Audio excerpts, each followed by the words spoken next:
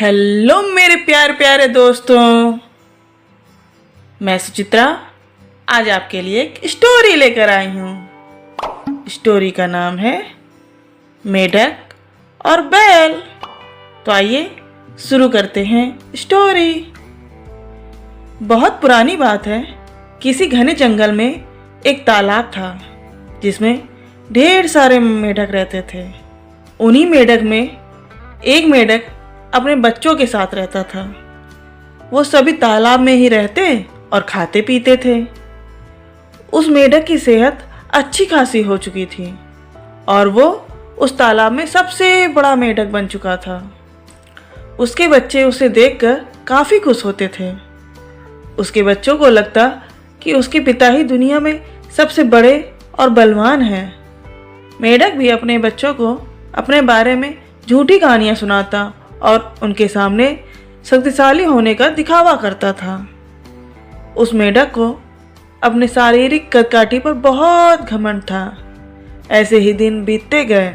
एक दिन मेढक के बच्चे खेलते खेलते तालाब से बाहर चले गए। वो पास के एक गांव पहुंचे। वहां उन्होंने एक बैल को देखा और उसे देखते ही उनकी आंखें खुली की खुली रह गईं। उन्होंने कभी इतना बड़ा जानवर नहीं देखा था। वो बैल को देखकर डर गए और बहुत ज़्यादा हैरान हो गए। वो बैल को देखे जा रहे थे और बैल मज़े से घास खा रहा था। घास खाते खाते बैल ने जोर से हुंकार लगाई।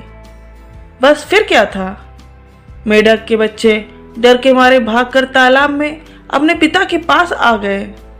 पिता ने उनके डर का कारण पूछा। उन बच्चों ने अपने पिता को बताया कि उन्होंने उनसे भी विशाल और ताकतवर जीव को देखा है।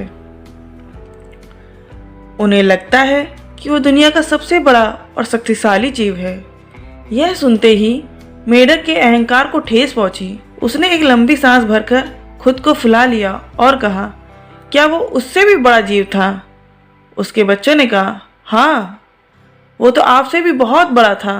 मेढक को गुस्सा आ गया। उसने और ज़्यादा सांस भरकर खुद को फुलाया और पूछा, क्या अब भी वो जीव बड़ा था? बच्चों ने कहा, ये तो कुछ भी नहीं, वो आपसे कई गुना बड़ा था। मेढक से यह सुना नहीं गया।